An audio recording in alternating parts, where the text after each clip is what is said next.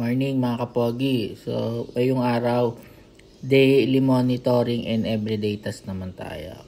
Check natin kung merong mga basura sa zone natin. Kung nakuha ba o kung merong mga naiwan o hindi nailabas sa oras para ma-monitor natin. At masabihan, kausapin kung ano yung pwede nating gawin. So, ayan yung papuntang Dasma. Ito yung boundary.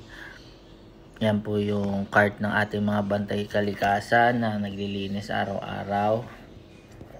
Yan po, monitor po natin from Anabo Coastal to Marinas boundary.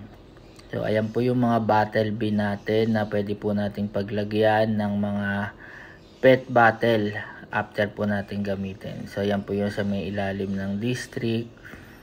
Maganda po pagmasdan kapag malinis yung kapaligiran. Yan po yung bottle bin sa may district. Then papunta po tayo ng Anabo Coastal 2D po. So ayan yung bottle bin sa may kanto ng Anabo Coastal. Then monitor po tayo dito sa may 2D. Ayan po, papunta sa may dulo. Then pabalik po tayo ngayon sa kabila naman po, 2C naman po, ayan, ng Anabo Coastal. Monitor po natin yung mga basura, kalat, o kung ano po yung mas magagandang gawin. Then, diretso po tayo sa munisipyo.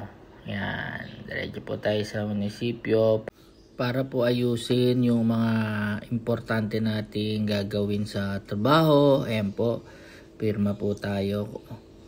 Then, balik na ulit po tayo sa zone po natin para ma-monitor po natin. Salamat po.